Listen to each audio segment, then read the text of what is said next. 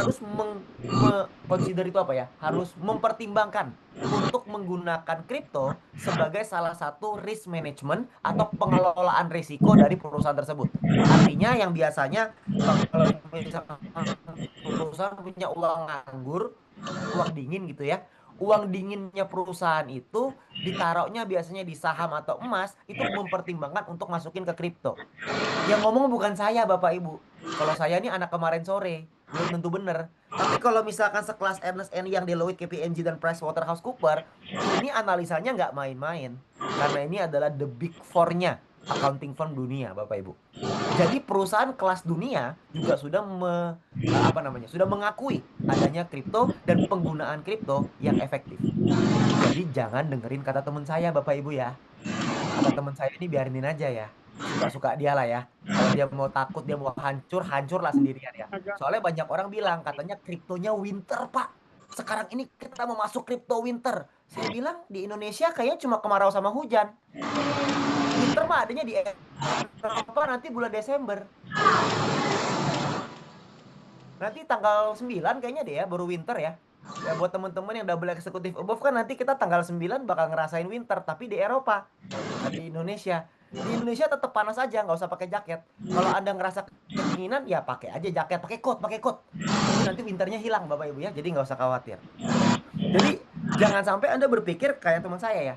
Nah, Anda kalau misalkan Anda mau pelajarin lebih lanjut, nanti Anda bisa pelajari dari pakarnya siapa? Yaitu OKX Bapak Ibu. Nanti akan ada petinggi OKX yang ada di Bali di acara Grand Exclusive Moonbot Preview kita di Bali yang akan berbicara tentang outlooknya kripto. Nah ini baru luar biasa. Kenapa? Karena simple. OKX itu adalah perusahaan exchanger dengan legalitas paling banyak di dunia, Bapak Ibu. Ngurusin satu negara, izin satu negara aja, kita, Moonbot nih, ngurusin OJK aja butuh 3 tahun, Bapak Ibu. Coba Anda bayangin dulu. Pak Michael itu ngurusin izin setengah mati demi dapetin izin OJK. Nah, OKX ini legal di Korea Selatan, Singapura, Australia, Eropa lagi diurus bentar lagi selesai, Dubai, berapa negara lagi gitu saya lupa. Nah, bayangin, perusahaan ini bikin legal di berbagai macam negara. Nah, kira-kira orang-orang yang ada di situ pengetahuan soal kriptonya dahsyat gak Bapak Ibu? Kalau dahsyat, Anda perlu datang ke Bali untuk Anda lihat sendiri, dengar langsung. Jangan dengar katanya. Karena kalau katanya doang itu cuma gosip-gosip Bapak Ibu ya. Tapi kalau Anda mau lihat sendiri, Anda datang ke Bali ya. Nah, ingat Bapak Ibu, panik hanya terjadi jika Anda fokusnya ke short term, ke jangka pendek, bukan ke jangka panjang. Anda hanya perlu punya strategi yang baik untuk mengalahkan market. Strategi yang baik ini sudah ada di Moonbot. Jadi kalau Anda pakai Moonbot masih panik, berarti Anda jempolnya kerasukan. Kalau pakai Moonbot, marketnya merah, harusnya kayak gini. Tuh, kayak di foto tuh. Harusnya begitu. Santai aja. Mau market merah, mau market turun terserah. Mau merah kayak mau hijau kayak mau oranye, mau kuning, terserah. Terserah lah mau warna apa. Pokoknya intinya yang penting tangting aja terus. Bener gak? Ya. Jadi Anda jangan takut kalau misalkan ngelihat harganya kayak gini, Pak. Siapa yang kemarin ngelihat ketika harga marketnya turun kayak gini jantungnya apa namanya? Jantungnya kurang sehat ada? Ada yang di sini kira-kira kena serangan jantung Bapak Ibu ada ketika lagi market turun kayak gini? Ya. Ini adalah gambaran grafik. Saya mau cerita sama Anda. Dulu waktu saya pertama kali mulai Moonbot, Bitcoin itu harganya 20.000. Waktu Pak Vincent kayaknya kurang lebih 15.000 kayaknya. Pak Vincent, Pak Yosep 15.000 ya. Waktu saya kurang lebih 25 ribuan. Pada saat itu Bapak Ibu, kita nih ngelihat harga 95 ribu dolar. Bitcoin harga 95 ribu. Itu kayak apa ya?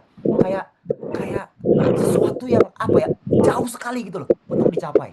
Bahkan kita ngelihat angka 84 ribu aja satu Bitcoinnya itu kayak berat sekali untuk nyampe ke sana. Waktu awal pertama kali kita mulai Moonbot.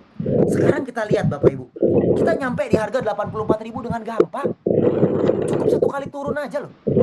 Satu kali turun aja udah 84 ribu. Ya. Anda coba bayangin, dulu ini adalah harga yang sangat tinggi sekali.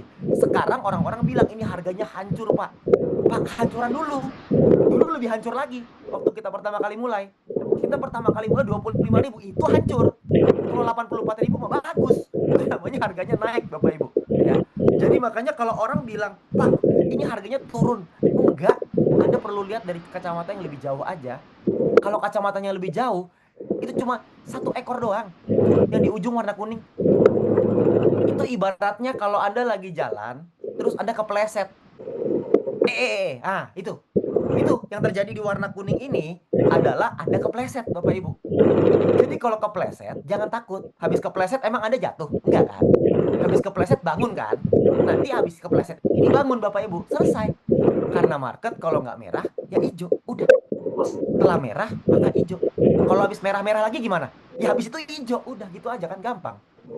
Kan nggak mungkin merah, merah, merah, merah, merah, merah, merah, merah, merah. Nggak mungkin. Pasti ada hijaunya. Nah, ketika hijau itu kita pakai moonbot, ngerasain profit. Buat teman-teman yang nggak pakai moonbot, tetap kepalanya pusing gitu ya. Jadi makanya kalau kita pakai moonbot santai-santai aja Bapak Ibu. Ya, jadi Anda perlu pahami ini adalah proses. Ini adalah prosesnya. Ingat, industrinya bertumbuh. Ya, ini semua menurut saya adalah sebuah the perfect storm. Buat saya ini adalah sebuah badai yang terbaik Bapak Ibu.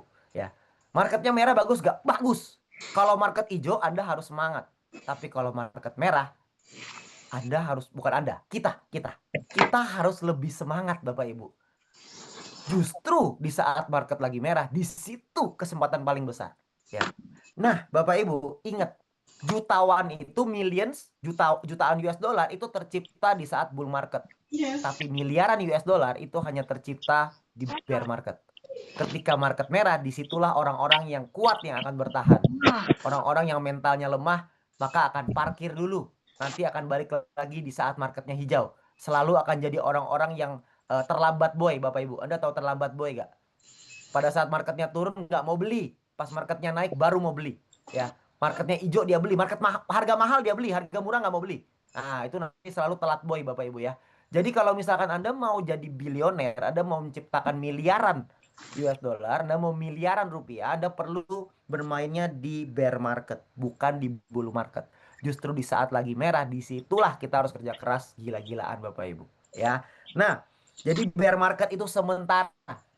Mana yang Anda suka, bear market atau bull market? Anda sukanya market merah atau market hijau, Bapak Ibu? Boleh di kolom chat. Nah, ini pertanyaan jebakan Batman, Bapak Ibu. Hati-hati ngetiknya. Wih, wah, ada yang merah, ada yang dua-duanya. Nah, ini Pak Beni agak serakah ya, soalnya maunya dua-duanya ya. Nah, ini banyak yang serakah kelihatannya ya. Sukanya dua-duanya kayaknya ya. Ya. Ada yang salah satu ya. Saya sukanya profit ya. Ya, sih semua juga suka profit, Pak. Ya. Jadi, kalau misalkan ditanya, ya, lebih suka yang mana sih? Ya suka dua-duanya pastinya, tapi kalau Anda mau cari opportunity, Anda mau cari peluang, peluang itu adanya di saat market lagi merah, Bapak Ibu. Itu adalah peluang terbesarnya. Jadi peluang terbesar ini yang harus kita manfaatin baik-baik. Bersama dengan Moonbot kita bisa menikmati naik turunnya market dengan menyenangkan. Kita bisa bareng-bareng, kita bisa nikmatin sama-sama, ya. Nah, pertanyaannya, kemarin itu harga turun siapa yang jual, Pak? Nah, saya mau kasih lihat sama Anda. Ini adalah salah satu pemilik Bitcoin dari tahun 2011. Orang ini namanya Owen Gunden itu menjual 11.000 Bitcoin dengan nilai 1,3 miliar dolar, Bapak Ibu. Ini salah satu pemegang Bitcoin yang paling apa namanya? OG, paling OG itu paling apa ya? Paling awal ya, tahun 2011 loh. Anda ngelihat ini apa yang di pikiran Anda? Ketika saya ngasih ke teman saya bilang, dia aja udah keluar dari Bitcoin, kenapa masuk? Kalau saya bilangnya, ya wajar Bapak Ibu dia jual. Dia udah pegangin dari 2011. Anda tahukah betapa sulitnya pegang Bitcoin dari tahun 2011 sampai tahun 2025? Tahukah Pak susahnya? Anda bayangin ya, Anda coba bayangin lah. Anda punya 11.000 Bitcoin. Terus Anda lihat nih harganya naik ke 19.000. Anda nggak jual. Harganya turun ke 3.000. Hati Anda pasti sakit. Anda masih tahan nih. Udah gitu nggak selesai loh. Harganya dari 3.000 naik ke 69.000 pada saat COVID kemarin. Tetap nggak jual. Turun ke 15.000. Tetap nggak dijual. Sampai naik lagi sampai 100.000 baru dijual. Kira-kira ini manusia sakti nggak sih Bapak Ibu? Ada suaranya. Anda Ini suara saya. kira-kira Anda kira-kira kalau misalkan pegangin Bitcoin harganya naik 5 kali lipat langsung diburu-buru dijual nggak? Saya sih nggak yakin saya bisa tahan segitu lama ya Bapak Ibu. Dan menariknya, ketika dijual 11.000 Bitcoin, harganya drop nggak? Drop Bapak Ibu. Tapi drop banget nggak? Enggak juga. Biasa aja, cuma koreksi 20-30%, nggak terlalu jadi signifikan. Kenapa? Karena 1,3 miliar dolar ini diangkut oleh ETF Bitcoin, Bapak Ibu. Jadi dia menjual 1,3 miliar dolar, tapi institusi membelinya. Jadi BlackRock ngebeliin. Ini cuma transfer of wealth. Yang lama keluar, yang baru masuk. Harganya gitu-gitu aja. Jadi kalau Anda bilang, Pak, takut nih karena dia keluar. Saya bilang wajar, dia mau nikmatin hidup. Masa nggak boleh dia mau nikmatin hidup? Anda kalau udah punya uang puluhan miliar, Anda nggak mau nikmatin hidup? Anda maunya terus, Pak, bertahan. Kan nggak gitu ya. Masa iya, Pak, kita nggak mau nikmatin hidup, semua pasti mau lah nikmatin hidup. Ya. Jadi ini adalah kondisi saat ini.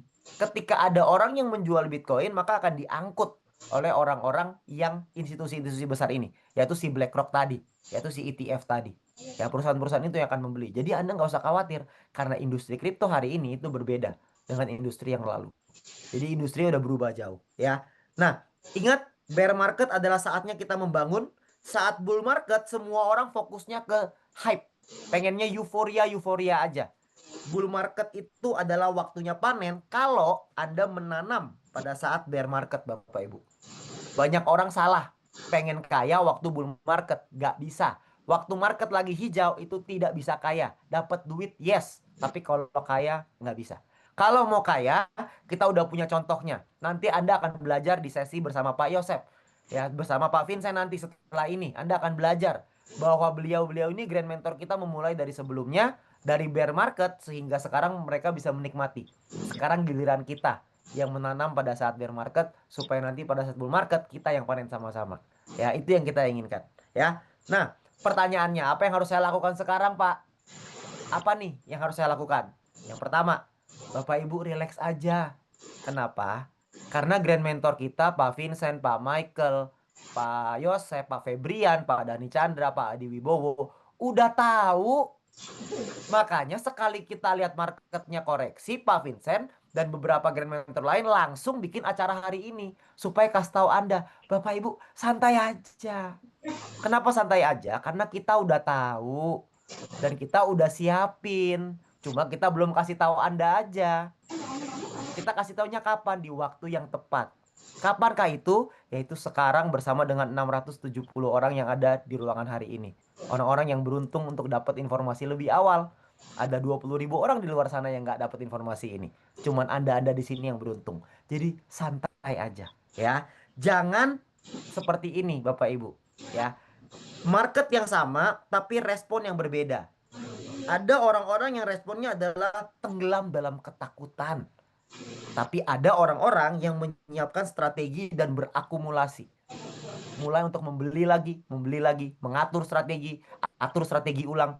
Ini adalah orang-orang yang akan panen raya. Ini adalah orang-orang yang akan stres besar, Bapak Ibu, pada saat harganya naik berikutnya. Jadi market yang sama, respon yang berbeda. Responnya ada di tangan Anda masing-masing. Respon seperti apa yang Anda mau ambil? Ya, ini adalah yang perlu Anda sikapi. Ya, nanti setelah dari meeting hari ini, nanti Anda akan mengambil sikapnya Anda. Ya, nah, ini adalah bagian terakhir saya. Ini cerita terakhir saya. Ini adalah opportunity buat saya, kesempatan di saat market seperti sekarang. Ini adalah kesempatan emasnya. Kita harus maksimalkan sebaik-baiknya karena di kesempatan kali inilah di 2-3 tahun ke depan kita bisa benar-benar merubah hidup 180 derajat seperti yang sudah dibuktikan oleh Pak Vincent dan Pak Yosef dan Pak Febrian. Kita bisa buktiin itu juga sama-sama. Kita rame-rame, kita juga bisa. Kalau kita nanamnya sekarang, Bapak Ibu. Ya, saya punya sebuah cerita untuk menutup sesi saya malam hari ini. Ini adalah cerita dari Richard Montañez, Bapak Ibu. Richard Montañez ini adalah seorang orang keturunan dari Meksiko yang tinggal di Amerika, ya. Richard Montañez ini adalah seorang janitor, Bapak Ibu, di tahun 1970-an. Bukan sarjana, bukan orang kaya, bahkan tidak lancar dalam berbahasa Inggris. Dia hanyalah seorang janitor. Janitor itu tukang bersih-bersih di pabriknya Frito-Lay. Pabriknya Frito-Lay ini adalah pabrik yang bikin Cheetos, Nachos, dan Doritos. Ya, jadi yang snack ya, pabrik snack.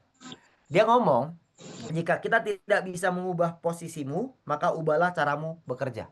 Tipikalnya Richard Montañez adalah bekerja sebaik-baiknya. Dia nggak ngerti soal permesinan, tapi dia mau belajar. Dia mau terus belajar di dalam pabrik tersebut. Dia jadi salah satu karyawan terbaik. Tapi hanya tukang bersih-bersih. Tapi tukang bersih-bersih terbaik di pabrik tersebut. Ya, datanglah krisis di tahun 1990-an. Perusahaan tutup, banyak omset perusahaan menurun, terjadi PHK massal 1.800-an orang, teman-temannya dia di satu pabrik itu mulai dipecat-pecatin satu demi satu. Suatu hari beliau ngelihat sebuah video dari CEO-nya Frito-Lay gitu ya, CEO dari perusahaan tersebut. Di CEO itu berkata, kondisi perusahaan saat ini tidak baik-baik saja. Siapapun di antara Anda, kita mulai untuk coba think like CEO. Kita semua di sini itu coba think like CEO. Ya, karyawan di sini semuanya think like CEO. Cari solusinya. Anggap Anda ini CEO dari perusahaan ini, ada masalahnya. Apa yang akan Anda lakukan? Apa solusinya? Beliau terinspirasi dari hal tersebut. Lalu beliau mikir, apa kira-kira yang bisa menyelamatkan pabriknya dia. Bayangin, ini tukang bersih-bersih Bapak Ibu. Mikirin masa depan perusahaan pabrik Cheetos. Pabrik yang cukup besar, sangat besar. Dia tukang bersih-bersih, dia pikirin apa ya solusinya. Akhirnya dia menemukan kalau misalkan Cheetos dibikin pedes, kayaknya enak. Akhirnya dia mencoba bikin sendiri, resepnya dia bikin sendiri. Lalu dia kasih ke CEO tersebut, entah bagaimana ceritanya, ini ceritanya panjang, saya potong jadi pendek ya. Akhirnya itu menjadi sebuah produk yang nilainya miliaran US dollar, yaitu Cheetos Flamin' Hot. Dari seorang bersih-bersih diangkat menjadi Vice President PepsiCo, yaitu grupnya induknya dari Frito-Lay Bapak Ibu, dari perusahaan Pepsi. Bapak Ibu, Anda bisa ngelihat di sini ya. Ini sebuah contoh. Kalau kita saat ini lagi ada masalah, di tim kerja kita lagi ada masalah, coba Anda pikir Anda adalah CEO-nya. Apa sih kira-kira solusinya? Apa yang bisa kita lakukan? Kita bisa menemukan solusi apa? Karena kita belajar dari kondisi beliau ya. Beliau ngomong, ketika semua orang optimis, maka peluangnya kecil. Ketika semua orang takut, maka peluang terbuka lebar. Ketika pabriknya dia mau tutup, ketika perusahaannya dia omsetnya turun, ketika PHK terjadi di mana-mana, dia nggak takut di PHK, tapi dia berpikir apa yang bisa dilakukan untuk menyelamatkan perusahaan tersebut. Dan di saat yang bersamaan, dia mendapatkan peluang yang sangat besar sekali yang merubah hidupnya dia 180 derajat. Jadi kalau hari ini Anda ngelihat orang-orang di luar sana bilang kripto ini sekarang peluangnya kecil, bagus. Karena berarti orang-orang pada takut. Di saat orang-orang di luar sana semua pada optimis, ingat itu peluangnya kecil Bapak Ibu. Di saat orang-orang di luar sana takut, disitulah peluangnya terbuka lebar. Nah saat ini peluang itu terbuka lebar. Makanya kenapa lewat materi meeting hari ini, Anda akan belajar soal hal tersebut dan nanti Anda akan lebih nangkep, lebih besar lagi. Nanti akan ada di acara Bali, di acara Grand Eksklusif Membuat Preview di Bali nanti. Di situ Anda akan lebih terinspirasi, Anda akan ngelihat bagaimana cara Pak Michael membangun perusahaan ini dan membangun acaranya, bagaimana Pak Ciwi merubah hidupnya, inspirasi yang bisa kita dapatkan dari Pak Prabowo Limanjaya. Nanti kita akan belajar sama-sama juga dengan petinggi dari OKX di acara Bali nanti. Ya, jadi Bapak Ibu itu adalah akhir dari sesi saya Bapak Ibu. Makanya saya pengen ngajak Anda untuk kerja keras seperti bull di bear market. Supaya kita bisa enjoy hard. Supaya kita bisa enjoy besar di saat lagi bull market ke depannya nanti. Dan setelah ini Anda akan belajar dari Pak Yosep dan Pak Vincent. Lah itu materi tentang apa yang sudah direncanakan oleh Pak Vincent menghadapi market seperti ini dan bagaimana di peluang yang mereka lakukan di saat bear market yang lalu bisa membawa perubahan hidup yang luar biasa buat grand mentor kita. Kalau mereka juga bisa, mereka bisa nyampe di posisi mereka saat ini, maka kita semua juga bisa. Tinggal pertanyaannya bear market ini apa yang Anda lakukan dan apa respon Anda. Sekian dari saya, terima kasih, selamat malam, sukses buat kita semuanya. Saya kembalikan ke Pak Beni. Makasih Pak Vincent. Wow,